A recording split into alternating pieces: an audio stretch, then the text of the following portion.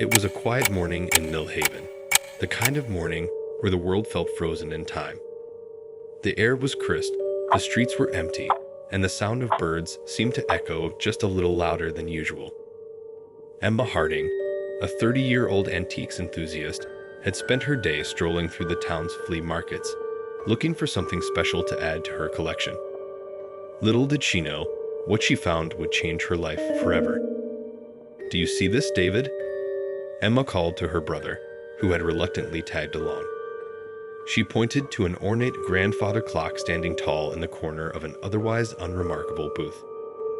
Its wood was dark, almost black, and carved with intricate, almost eerie designs of twisting vines and leering faces.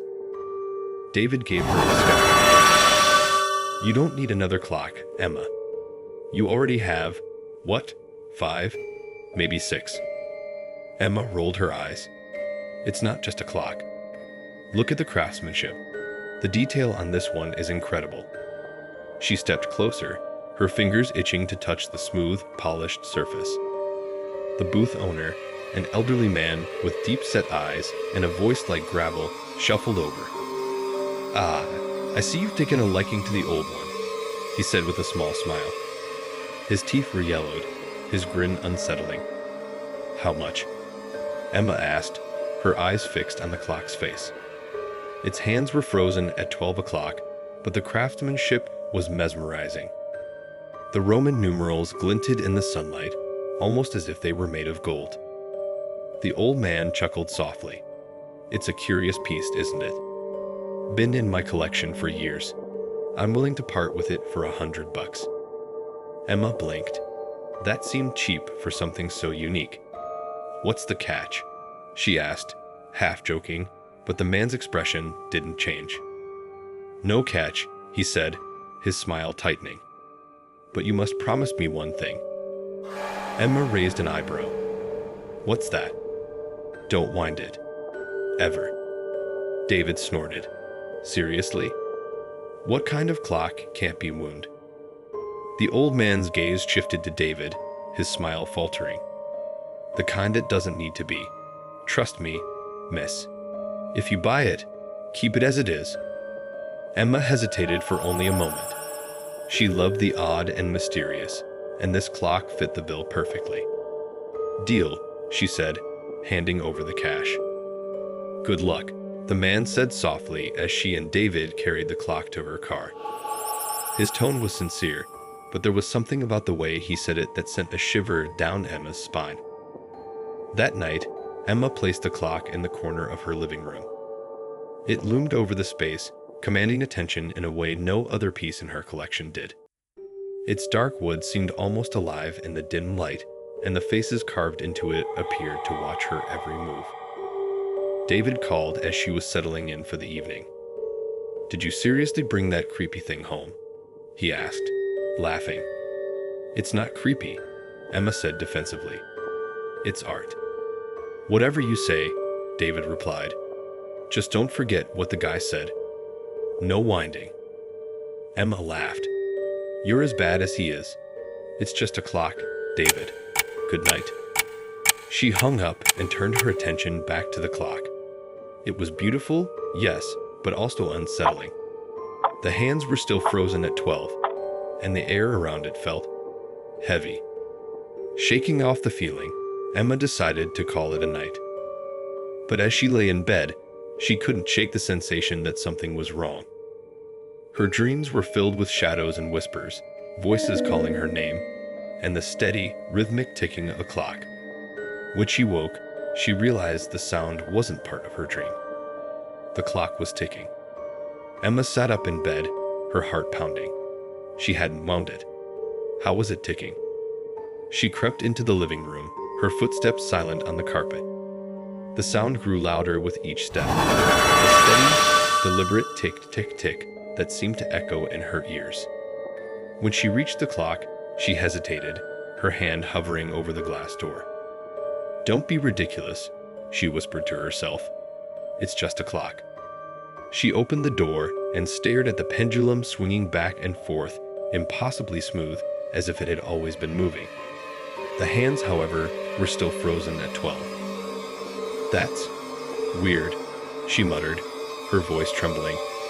She closed the door and backed away, but the ticking didn't stop. It followed her down the hall, into her room, and even as she pulled the covers over her head, she couldn't block it out. The next day, Emma decided to ignore the clock altogether. She had work to do, errands to run, and she wasn't about to let some old piece of furniture get under her skin. But the moment she stepped through the front door that evening, the ticking greeted her like an old friend.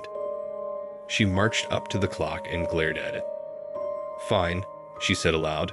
"If you want to tick so badly, go ahead."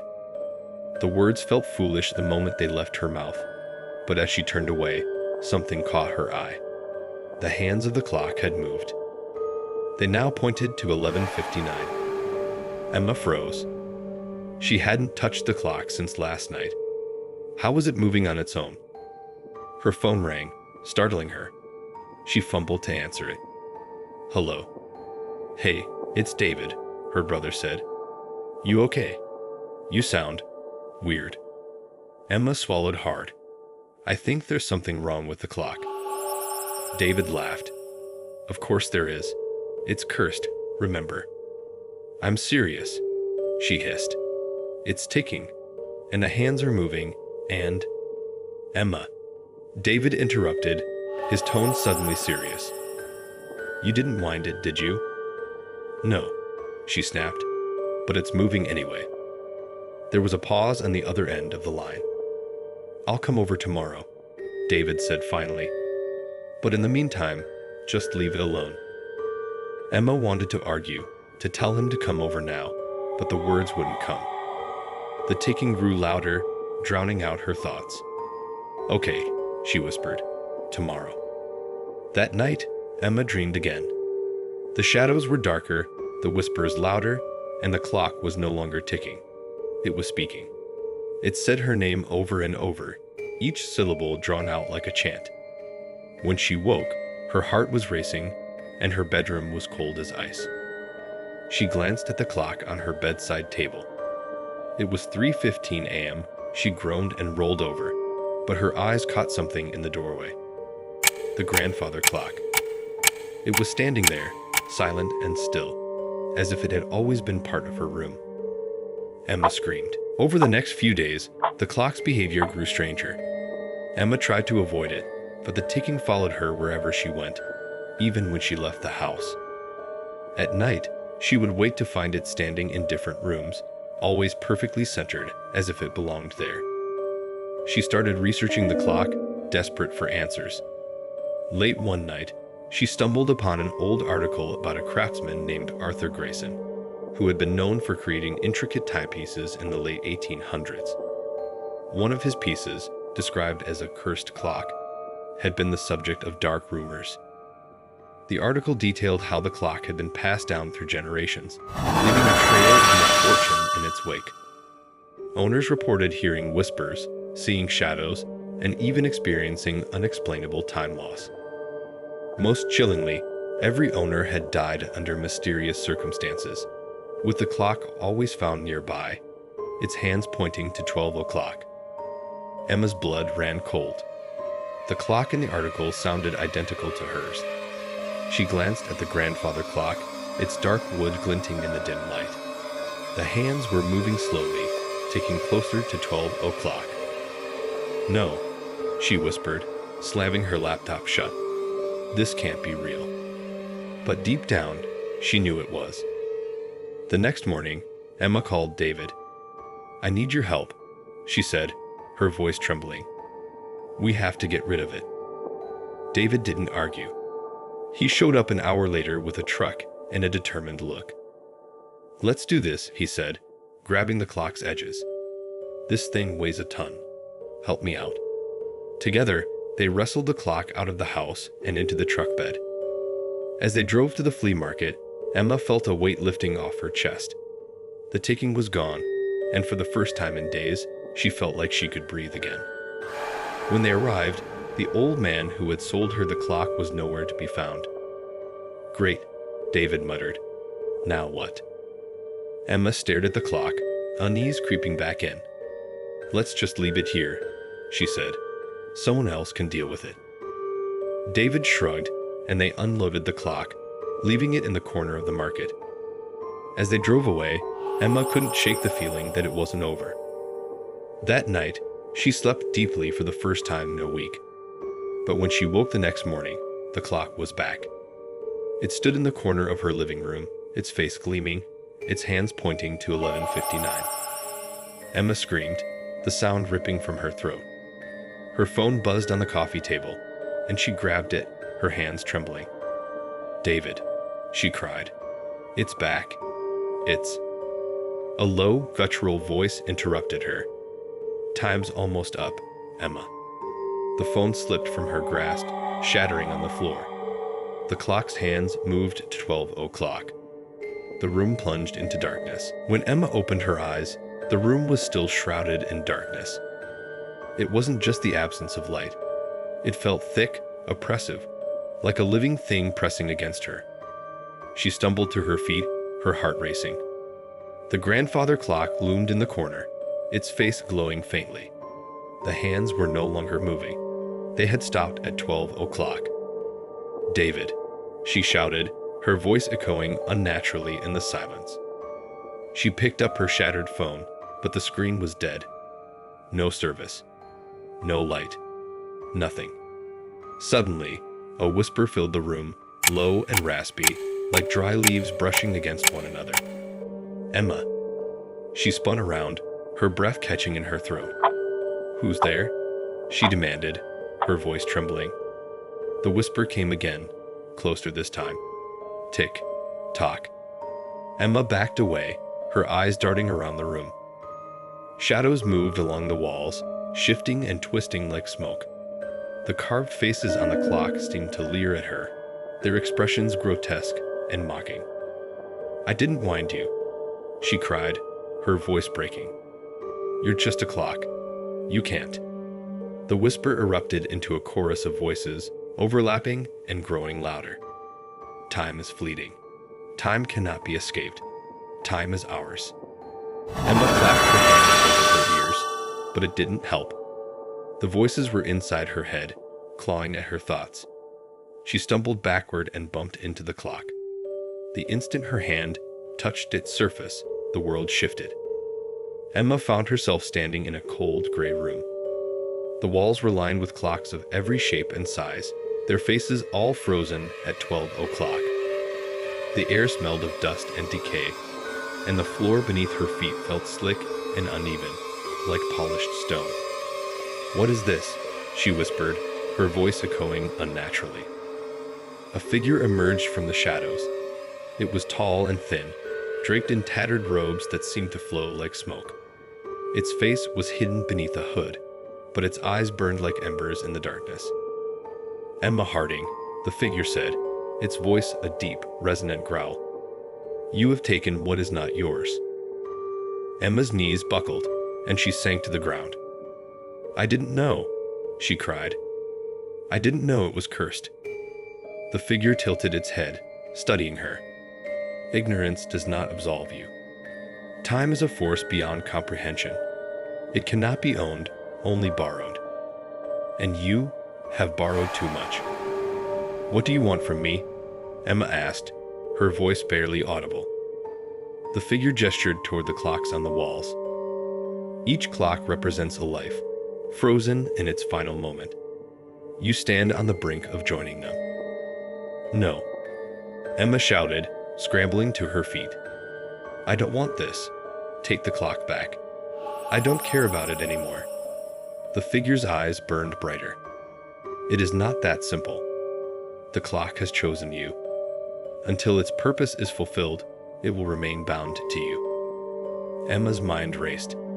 What purpose? What do I have to do?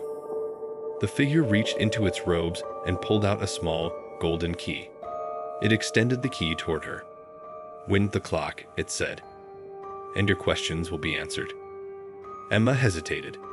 Every instinct screamed at her to refuse, but the figure's gaze was unwavering, and she felt an invisible force compelling her to take the key. With trembling hands, she reached out and accepted it. Emma was back in her living room, the golden key clutched in her hand. The clock stood before her, its face glowing faintly. The house was eerily silent, as if the world was holding its breath. She stared at the clock, her mind racing. "If I wind it," she muttered to herself, "what will happen? Will it end this, or make it worse?" The memory of the figure's burning eyes flashed through her mind. It hadn't given her a choice. The clock was bound to her, and she to it.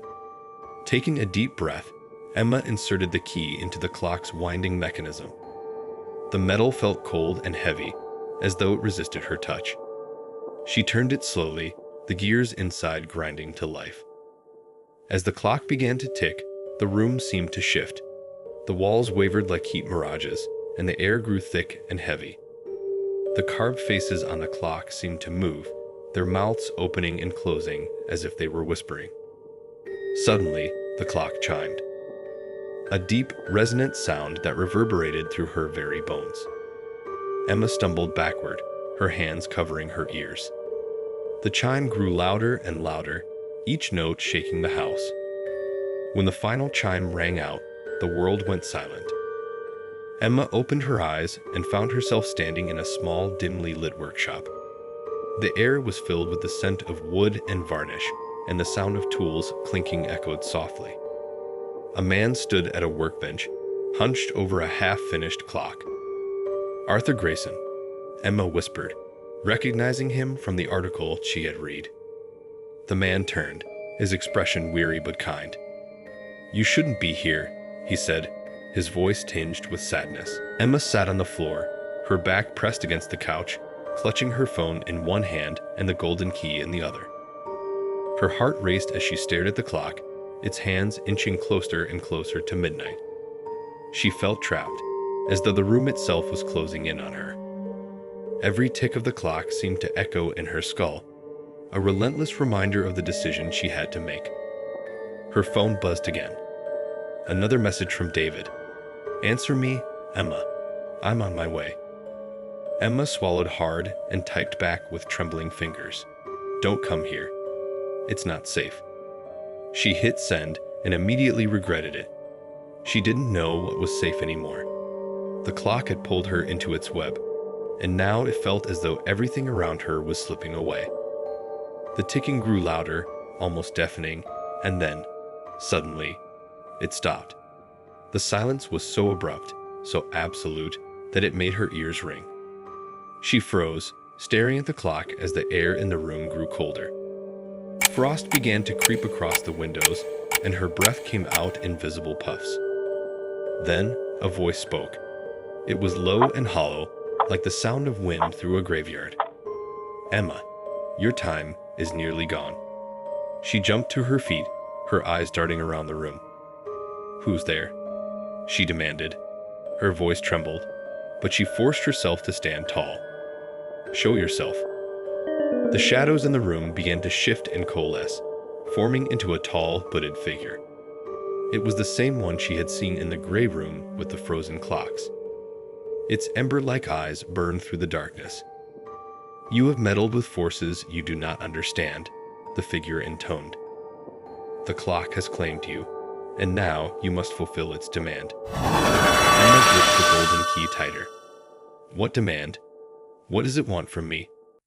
The figure tilted its head, as if studying her. "It wants what it has always wanted. Time. Life. Yours." "No," Emma shouted, backing away. "There has to be another way. Arthur Grayson said I could break the curse." The figure let out a low, rumbling laugh. Arthur Grayson was a fool. He thought he could master the clock, but it mastered him. Now it has chosen you. Emma's mind raced. She couldn't let the clock take her life. There had to be a way to outsmart it. "What happens if I refuse?"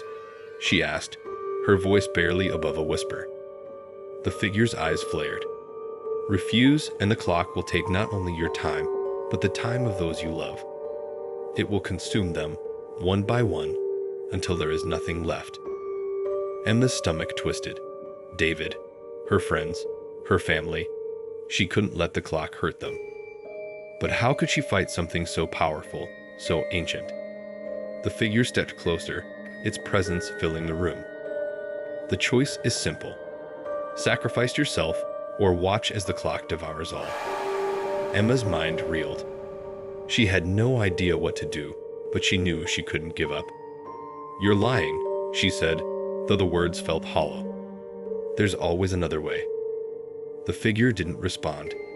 It simply reached out a skeletal hand and touched the clock. Instantly, the room was filled with the sound of ticking. The hands of the clock began to spin wildly, faster and faster, until they were a blur. Emma felt the ground shift beneath her, and suddenly, she was somewhere else. She stood in the middle of a bustling street, but everything was wrong. The people around her moved like marionettes, their movements jerky and unnatural. Their faces were blank, their eyes staring straight ahead. The sky above was a sickly gray, and the air smelled of metal and decay. "This is what becomes of those who defy the clock," the figure's voice echoed in her mind. "A world drained of time, where nothing grows, nothing changes, and nothing lives." Emma turned in a circle, panic rising in her chest. "Why are you showing me this?" she shouted. "I don't want this." The figure appeared before her, its ember eyes blazing. "Then choose, Emma. Make the sacrifice, or condemn all to this fate." Emma clenched her fists. "No, I won't let you win. There has to be another way." The figure's laughter echoed through the empty streets. "You are stubborn, like Grayson. But stubbornness will not save you." Emma closed her eyes, trying to block out the figure's voice. She thought of David, of the life she had fought so hard to build, and of the clock that had turned her world upside down. Slowly, an idea began to form. "What if I give you something else?" she asked, opening her eyes. "Something more valuable than my time." The figure seemed to hesitate, its ember eyes narrowing. "What could you possibly offer that is greater than life itself?" Emma swallowed hard. She didn't know if this would work, but she had to try. "The clock needs a master, doesn't it? Someone to wind it, to care for it, to keep its curse alive." The figure tilted its head, considering her words. "And you would become its master." Emma hesitated. The thought of being bound to the clock forever was horrifying, but it was better than letting it take her life, or the lives of those she loved. "Yes," she said finally, "but only if you spare everyone else. No more lives, no more time stolen. Just me." The figure was silent for a long moment. Then, it nodded. "Very well. The clock accepts your bargain." Before Emma could react, the figure reached out and touched her forehead. A searing pain shot through her, and the world dissolved into darkness. When Emma woke, she was back in her living room. The clock stood in its usual place, silent and still. The golden key was gone, and the oppressive weight that had filled the house was lifted. But something was different. She walked to the clock and opened the glass door. Inside, where the pendulum had once swung, was a small, glowing orb of light. It pulsed faintly, like a heartbeat, and Emma felt an unshakable connection to it. The clock was hers now. She could feel its power coursing through her veins, binding her to it. She had made her choice, and there was no turning back. Her phone buzzed on the coffee table. It was a message from David. "On my way. Are you okay?" Emma smiled sadly. "I'm fine," she whispered, knowing it was a lie. She was anything but fine. But she had made her sacrifice, and the clock's curse would end with her. For now, at least, time was on her side. What would you do if faced with Emma's choice? Would you sacrifice your freedom to save the people you love? Stay tuned for the next session of Cursed by the Clock. The days after Emma's fateful choice passed in a haze. The grandfather clock stood silent in her living room, a towering reminder of the bargain she had struck. The golden key was gone, but its weight still lingered in her mind, a phantom sensation she couldn't shake. At first, she thought the worst was over. The oppressive ticking had ceased, and the clock no longer moved of its own accord. But Emma quickly realized that the clock hadn't been silenced. It had simply changed. Its power now coursed through her, tethering her to it in ways she could barely comprehend. It began subtly. She would catch glimpses of shadows flickering in the corners of her vision, or hear faint whispers when the house was silent. At night, her dreams were filled with the same gray void she had seen before, a world drained of time and life. And always, she felt the clock's presence, like a heartbeat beneath her own. One evening, Emma sat in her living room, staring at the clock. She had spent hours researching, trying to find any mention of someone who had made a similar bargain. But the deeper she dug, the more she realized that Arthur Grayson's story was an anomaly. No one else had lived to tell the tale. Her phone buzzed. It was a call from David. "Hey," he said, his voice cautious. "I just wanted to check on you. You've been quiet lately." Emma hesitated, unsure of what to say. "I'm fine," she said finally. "Just dealing with some things." David sighed. "You're not fine. I can hear it in your voice. Is it the clock? Did something else happen?" Emma's grip on the phone tightened. She wanted to tell him everything, to beg for his help, but she knew the truth would only put him in danger. The clock's power was hers now, and she couldn't risk anyone else becoming involved. "It's nothing I can't handle," she said, forcing a smile into her voice. "Really?" David didn't sound convinced. "All right," he said finally, "but if you need me, I'll call." Emma interrupted. "Thanks, David." She hung up before he could press further, her chest tight with guilt. She hated lying to him, but she couldn't let him get too close. Not now. That night, Emma woke to the sound of whispers. At first, she thought she was dreaming, but the voices were too clear, too distinct. They were coming from the clock. She sat up in bed, her heart pounding. The whispers grew louder, overlapping and swirling around her. They spoke in fragments, disjointed phrases that made no sense. "Time bends, time breaks, time belongs to us." Emma stumbled out of bed and into the living room. The clock stood in its usual spot, but its face was glowing faintly, the Roman numerals shimmering like molten gold. The carved faces on its surface seemed to shift, their expressions twisting into sneers. "What do you want?" she shouted, her voice shaking. The whispers stopped abruptly, replaced by a single, resonant voice. "You are the keeper, Emma Harding. The clock's will is yours to command." Emma's breath caught. "I don't want to command anything," she said. "I just want my life back." The voice laughed, a cold, hollow sound. "There is no going back. You are bound to the clock, and it to you. Its power is yours, if you are willing to wield it." Emma shook her head. "I don't want power. I didn't ask for this." The clock's face flared brighter, the hands spinning wildly before stopping at 3 o'clock. The voice spoke again, softer this time. "Time is a gift, Emma. Use it wisely." Before she could respond, the room plunged into darkness. When Emma woke, she was no longer in her living room. She stood in the middle of a busy street, the world around her a blur of motion. Cars honked, people rushed past, and the air buzzed with the sounds of life. But something was off. Emma squinted, trying to make sense of her surroundings. Everything seemed slowed down, as if the world was moving in molasses. A woman crossing the street froze mid-step, her foot hovering above the pavement. A flock of birds hung suspended in the sky, their wings motionless. "Emma," the voice said, echoing in her mind. "You are the keeper. Time bends to your will." She spun around, searching for the source of the voice, but there was no one there. "What does that mean?" she demanded. "What do you want me to do?" The voice didn't answer. Instead, Emma felt a strange pull in her chest, a sensation like a thread being tugged. Her gaze fell on a man standing at the corner of the street. He was clutching his chest, his face contorted in pain.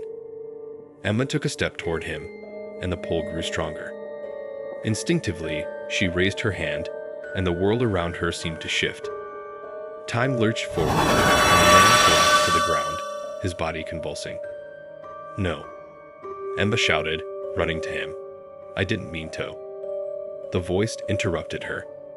"Time is not yours to save, nor to destroy. It is yours to keep." Emma stared at the man, her hands trembling. The crowd around her remained frozen, oblivious to what had happened. "This isn't right," she whispered. "I didn't choose this." When Emma found herself back in her living room, she collapsed onto the couch, her body shaking. The clock stood silent, its face dark once more. But Emma could still feel its power, a thrumming energy that coursed through her veins. She knew now that the clock wasn't just a curse, it was a responsibility. And if she couldn't control it, it would destroy her. Her phone buzzed again. This time, it was a text from David. "I'm coming over. We need to talk." Emma stared at the message, her heart sinking. She couldn't keep him away forever, but she didn't know how to protect him. All she knew was that the clock's power was growing stronger, and she was running out of time. What would you do if you held the power of time in your hands? Could you resist its pull, or would you succumb to its will? Stay tuned for the next session of Cursed by the Clock. David's arrival was inevitable. Emma had barely processed his text before his car pulled into her driveway. She felt a surge of conflicting emotions, relief that she wouldn't be alone, and dread that the clock's curse would entangle him too. The knock on the door came moments later, sharp and insistent. Emma opened it slowly, her heart pounding. David stood on the other side, his face a mix of worry and frustration. "What's going on, Emma?" he demanded, stepping inside without waiting for an invitation. "You've been acting weird for days. And that clock.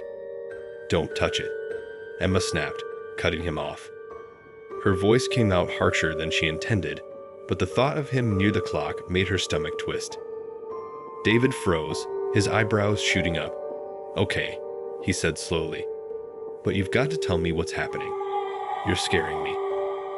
Emma hesitated, glancing at the clock.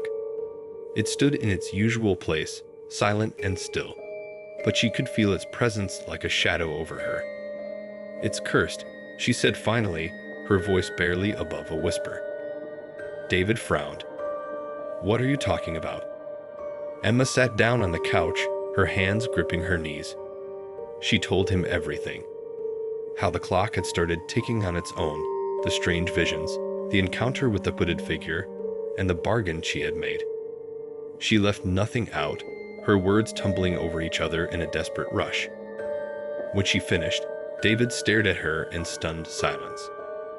"Emma," he said carefully, "you've been under a lot of stress. Maybe you're just—" "I'm not imagining it," she snapped, standing up. "You don't believe me? Fine. Watch this." She walked to the clock and placed her hand on its smooth surface. Instantly, the room grew cold, and the air seemed to hum with tension. The clock's face began to glow faintly, and the hands started to move, spinning faster and faster until they were a blur. David stumbled backward, his face pale. "What the hell is that?" "I told you," Emma said, her voice trembling. "It's real." The clock's glow intensified, and the room seemed to ripple like a mirage.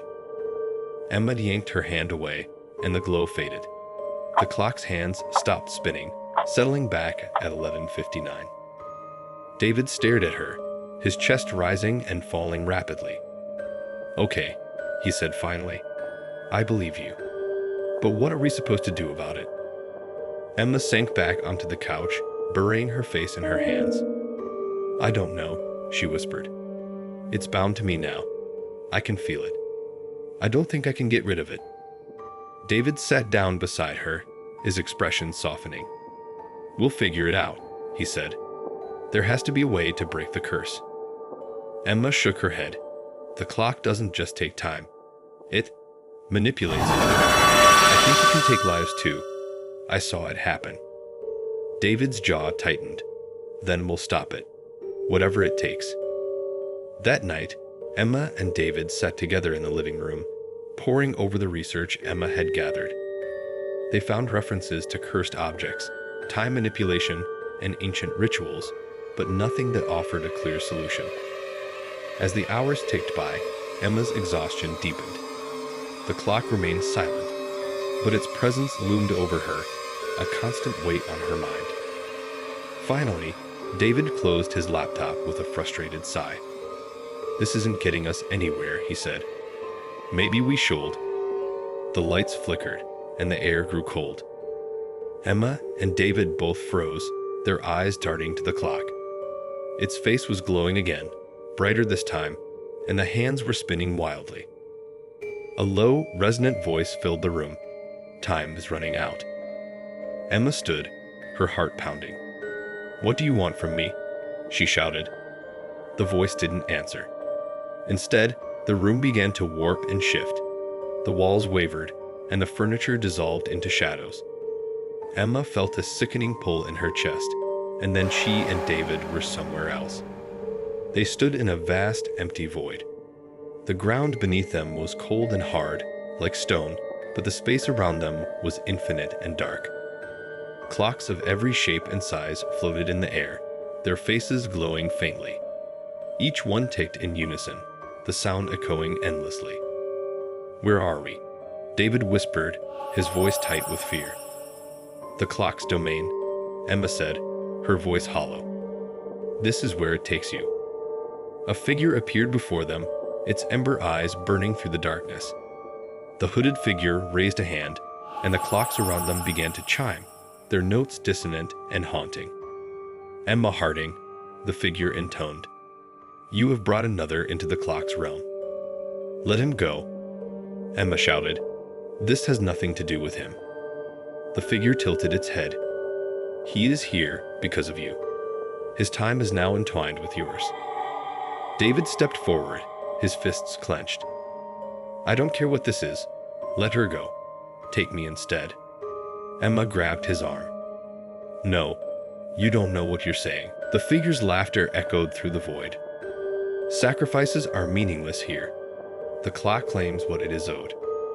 The pull in Emma's chest grew stronger, and she doubled over, gasping for breath. The clocks around them ticked louder and faster, their faces spinning like whirlpools. "Emma," David shouted, reaching for her, but the void swallowed his voice. Emma closed her eyes, the pain in her chest unbearable.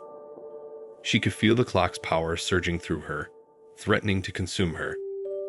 She had to make a choice: surrender to the clock or fight it with everything she had. "I won't let you take us," she whispered, her voice trembling. "I'm the keeper now. I command you to stop." The void shuddered, and the clock's ticking faltered. The figure's eyes flared, its voice rising in anger. "You dare defy the clock?" Emma stood, her body trembling, but her resolve unshaken. "I don't belong to you, and neither does David." The void rippled, and the clocks began to dissolve into light. The figure let out a roar, its form disintegrating into smoke. Emma felt the pull in her chest loosen, and then, with a blinding flash, the void vanished. Emma and David found themselves back in her living room. The clock stood silent and still, its face dark. The golden key lay on the coffee table, glinting faintly in the dim light. David turned to Emma, his face pale. "What just happened?" Emma picked up the key, her hand steady. "I think I stopped it," she said softly. "At least for now." David nodded, his expression grim. "What do we do now?" Emma looked at the clock, its dark wood gleaming in the faint light. She knew the battle wasn't over. The clock's power was still there, waiting. But for the first time, she felt a glimmer of hope. "We find a way to end this," she said, "once and for all." If you were Emma, would you keep fighting the clock's curse, or would you surrender to its power? Stay tuned for the next session of Cursed by the Clock. The next morning, sunlight streamed through Emma's window, bathing the room in a golden glow. For the first time in weeks, the grandfather clock seemed ordinary. It stood silent in the corner, its face blank, the golden key resting on the coffee table. But Emma knew better. The quiet was deceptive. The clock's power hadn't disappeared. It was waiting. David sat across from her, his hands wrapped around a steaming mug of coffee. He looked exhausted, dark circles under his eyes. "Are you sure about this plan?" he asked, breaking the silence. Emma nodded. "We have to destroy it. There's no other way."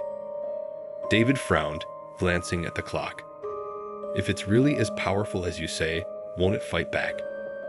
Emma sighed, running a hand through her hair. "Probably. But we can't let it control me, or anyone else.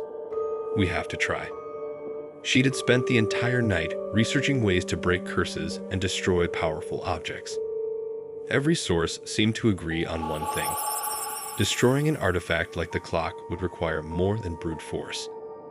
It would require a ritual, one that involved the key. David leaned forward, his voice low. "And if it doesn't work?"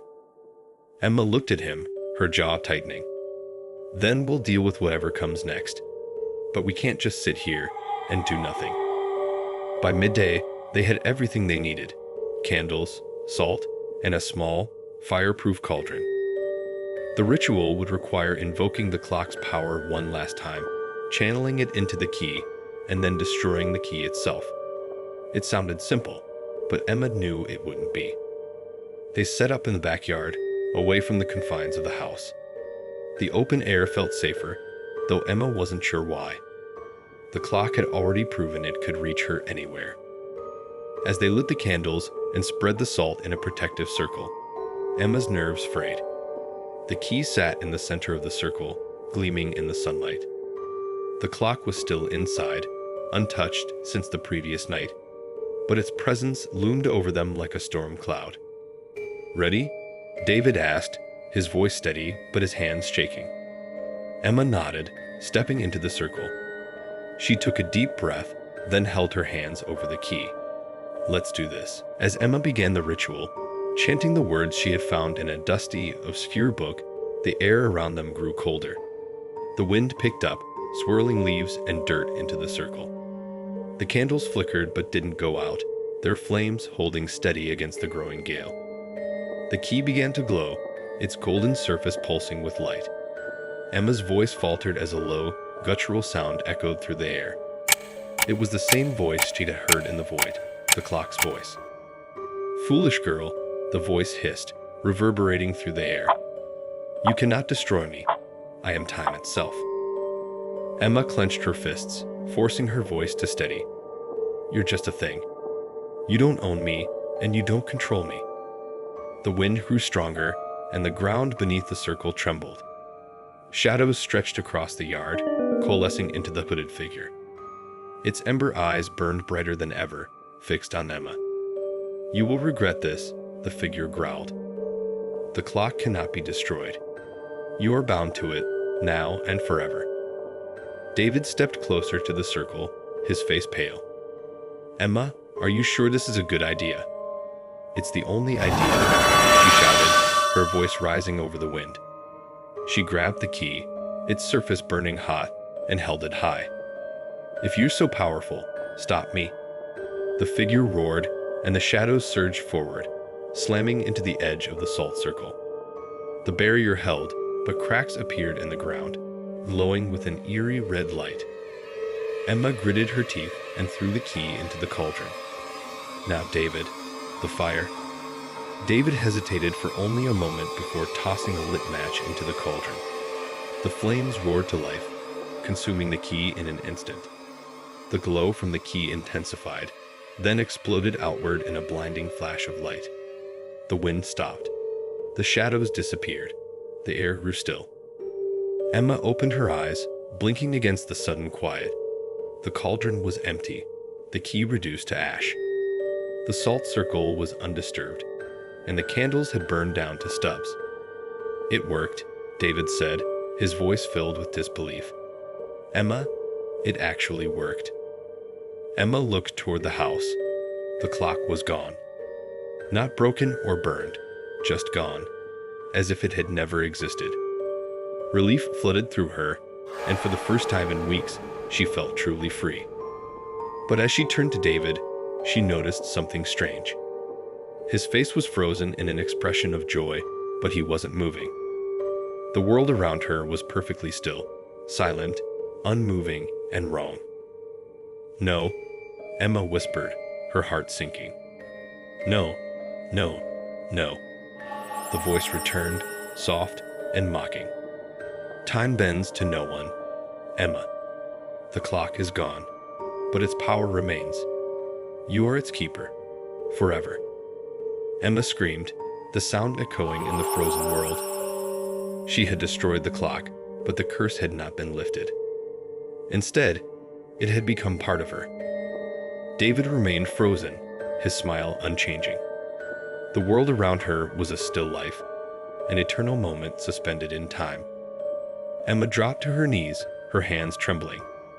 She had tried to fight the clock, to destroy it, to reclaim her life.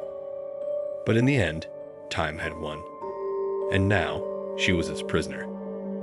What would you do if you became the keeper of time itself? Is there a way for Emma to escape, or is she trapped forever?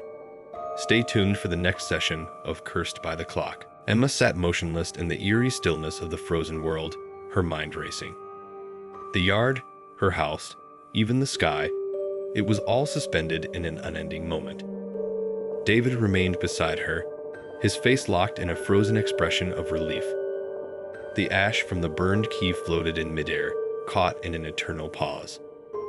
"No," she whispered, her voice trembling. "This can't be real." The mocking voice returned, soft and insidious. "Oh, but it is, Emma. You thought you could destroy time. Foolish girl." Emma turned her gaze toward the sound, her jaw tightening. The hooded figure emerged from the shadows, its ember eyes glowing with cruel amusement.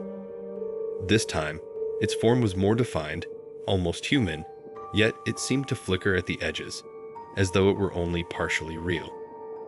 "What did I do wrong?" Emma demanded, her voice shaking with a mix of fury and desperation. "I followed the ritual. I destroyed the key." The figure laughed, a hollow, grating sound that echoed through the stillness. "You destroyed a vessel, nothing more. The clock's power cannot be erased, it merely shifts. And now, it has shifted to you." Emma's stomach turned. "No, I didn't ask for this. I don't want this." "Want has nothing to do with it," the figure said, stepping closer. "You chose to command the clock's power.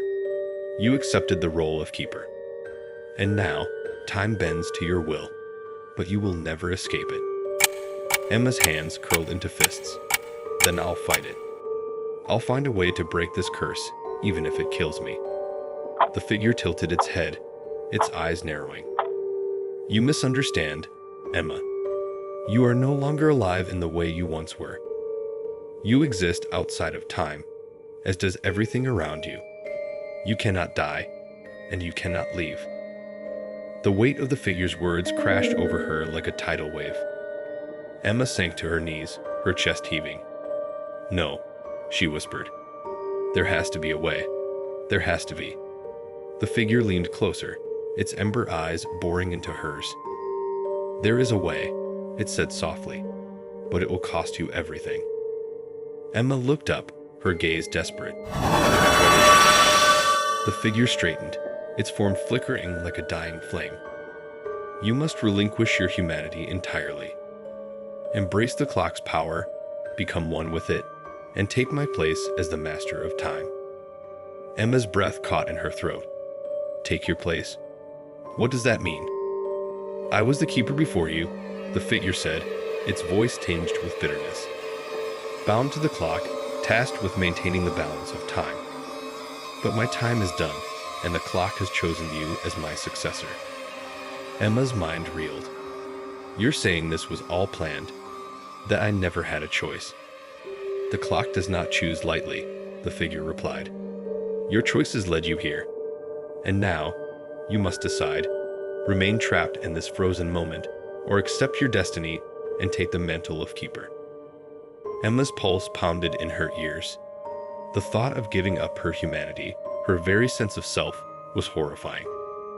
But the alternative, An eternity trapped in a world where time had stopped was unthinkable. "Why should I trust you?" she asked, her voice wavering.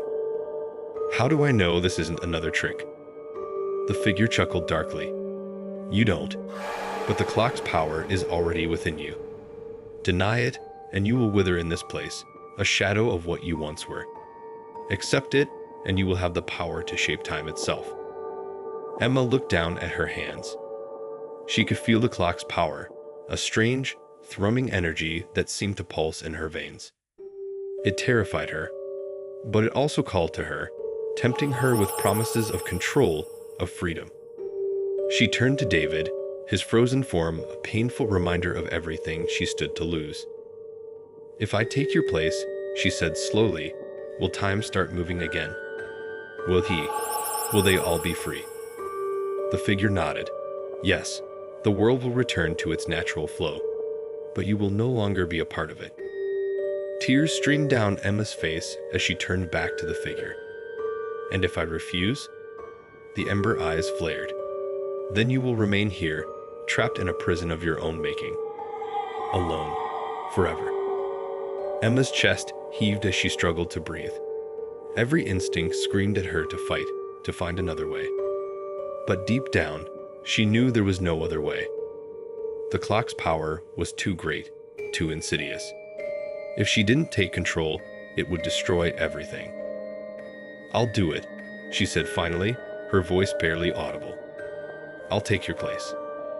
The figure's form began to dissolve, its ember eyes fading into the darkness.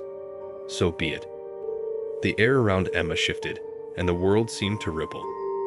The frozen stillness shattered, and time began to flow once more. David gasped, stumbling as he came back to life, his eyes wide with confusion. "Emma," he said, turning toward her. But she was already fading, her body dissolving into light. "David," she whispered, her voice barely audible. "Live your life, be happy, and don't look back." He reached for her, but she was gone. Emma found herself standing in the void once more, but this time she was alone. The clocks floated around her, their faces glowing faintly. She could feel their power, their weight, and she knew they were hers to command. She had become the keeper of time. As she gazed into the infinite expanse, a single tear rolled down her cheek. She had sacrificed everything, her life, her humanity, her future, to save the people she loved. And though the burden was heavy, she carried it with quiet resolve. Because she knew that some things were worth any price. What would you have done in Emma's place? Would you have sacrificed your humanity for the greater good, or would you have fought for another way? Stay tuned for the next session of Cursed by the Clock. Emma's transformation was complete. She stood in the void, a realm outside time, where the clocks floated like sentinels, each one tied to a fragment of existence. She could feel the threads of time connecting her to every moment, every life, every decision. The weight was immense, but she carried it with quiet determination. At first, the power overwhelmed her. She could see events unfolding across centuries, hear the whispers of lives long past, and sense the vibrations of time itself. But slowly, she learned to control it, to filter the noise and focus on the present. Her first task as the keeper was to restore balance. She closed her eyes and reached out with her newfound power. The threads of time were tangled, twisted by the clock's curse. Carefully, she began to unravel them, her movements deliberate and precise. Each thread she mended returned a piece of the world to its natural state. Time began to flow again, smooth and unbroken. In the void, Emma watched as life resumed. David stood in her backyard, his expression a mix of confusion and sorrow. He called her name, his voice echoing through the still air, but she didn't answer. She couldn't. Her place was no longer in the mortal world. Yet she couldn't let go entirely. She lingered in the threads connected to him, watching as he stumbled back into the house. He would grieve for her, she knew, but he would also move on. And that was what she wanted, for him to live, to thrive, to be free. Days turned into weeks, and Emma continued her work, weaving and mending the fabric of time. She learned to navigate the endless void, to understand the clocks and their purpose. Each one represented a choice, a moment where time had faltered. Her role was to ensure those moments stayed true, that the flow of time remained unbroken. But even as she embraced her new existence, a part of her yearned for something more. The void was vast and lonely, a place without warmth or connection. She missed the simple joys of life, the laughter of friends, the feel of sunlight on her skin. One day, as she tended to a particularly tangled thread, she felt a strange pull. It was subtle at first, a faint tug at the edge of her awareness. But as she focused on it, the pull grew stronger, drawing her toward a specific clock. This clock was different from the others. Its face was cracked, its hands frozen at an angle that felt wrong, unnatural. The carvings on its surface were worn and faded, as though it had endured countless ages of wear. Yet despite its condition, the clock pulsed with an energy that felt familiar. Emma hesitated, her hand hovering over the clock's surface. "What are you?" she whispered, her voice echoing in the void. The clock didn't answer, but the pull intensified, tugging at her very essence. Against her better judgment, she reached out and touched it. The void around her dissolved, replaced by a vision. She stood in a small workshop, surrounded by the scent of wood and varnish. Tools were scattered across a workbench, and a faint sound of ticking filled the air. A man stood at the bench, his back to her, carefully assembling the inner workings of a clock. "Arthur Grayson," Emma whispered, recognizing him instantly.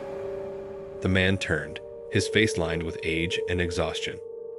His eyes met hers, and for a moment, he looked as though he might speak. But then the vision shifted, and Emma found herself standing in the same workshop, only it was now abandoned and decayed. The tools were rusted, the wood rotted, and the ticking had ceased. "What does this mean?" she asked aloud, her voice tinged with desperation. "Why are you showing me this?" The vision faded, and Emma was back in the void, the cracked clock still before her. But now she felt a deeper connection to it, as though its purpose was tied to hers in ways she couldn't yet comprehend. She took a step back, her mind racing. The clock was a remnant of something older, something powerful, a fragment of the original force that had created her curse. If she could understand its origins, perhaps she could find a way to truly free herself. But to do so would mean delving deeper into the mysteries of time, risking everything she had gained. Emma stared at the cracked clock, its faint glow pulsing in rhythm with her own heartbeat. She had a choice: continue her work as the keeper, maintaining the balance of time, or seek the truth behind her curse, no matter the cost. For the first time since her transformation, she felt a glimmer of hope. Perhaps, just perhaps, she could find a way to reclaim her humanity and her life. Call to action. What should Emma do next? Should she continue her duty as the keeper of time, or risk everything to uncover the truth behind the cracked clock? Stay tuned for the next session of Cursed by the Clock. Emma stood before the cracked clock, her thoughts swirling with uncertainty. The rhythmic pulsing of the clock's faint glow matched her own heartbeat, as if it were alive and waiting for her decision. The void around her was vast and silent, but the pull of the clock was insistent, drawing her toward the unknown. She took a deep breath and stepped closer. "If there's a way to end this," she whispered, her voice steady, "I have to find it." The moment her hand touched the cracked surface, the void shattered. Emma was thrown into a whirlwind of light and sound, a chaotic storm of memories and sensations. She saw flashes of the past. Arthur Grayson's hands working meticulously on the first clock, a group of robed figures gathered around a glowing artifact, and the same hooded figure she had confronted, its emperor eyes blazing with authority. Each vision was brief, like pieces of a puzzle scattered before her. When the storm subsided, Emma found herself standing in a different void. This one was darker, heavier, and filled with the sound of ticking clocks. Shadows swirled around her, and in the center of it all was a massive clock tower, its face cracked and glowing faintly, just like the clock she had touched. A voice echoed from the shadows.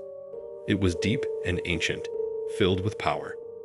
"Emma Harding, you seek the truth."